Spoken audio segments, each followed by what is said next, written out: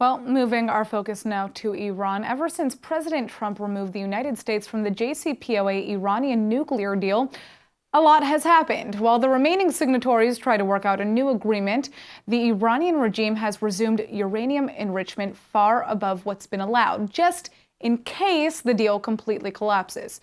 Even more shocking, a nuclear enrichment plant closed since 2009 has just been reopened for this express purpose. Well, with anti-regime protests in Tehran gaining speed and U.S. sanctions soon to resume, many are questioning just how much longer Iran can hold out. Joining us now with more is retired Colonel Dr. Ephraim Kam, a senior research associate at the Israeli Institute for National Security Studies. Thank you for joining us. Thank you, too. All right, so let's start with this, reopened enrichment plant.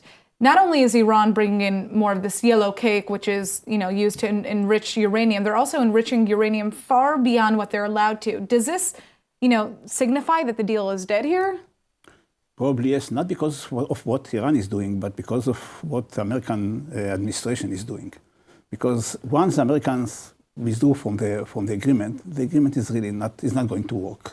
For the time being, Iran has not decided what to do. The European countries have not decided what to do.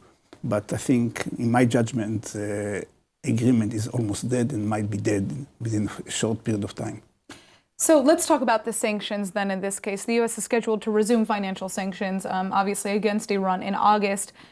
But is this enough to fight the regime and stop the regime from gaining nuclear power here? If we see what happens now in Iran, in the economic field, I would say, I'm not sure it's enough, but it is a lot of beyond what the Iranians expected to have. Because the economic situation started to deteriorate in Iran already 2.5 years ago, before President Trump was elected.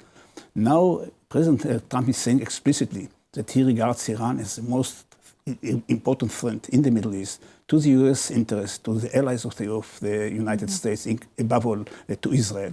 And he decided to fight against Iran. He declared a kind of war against Iran, not in the military sense, but in the economic sense. And this is a major threat for Iran.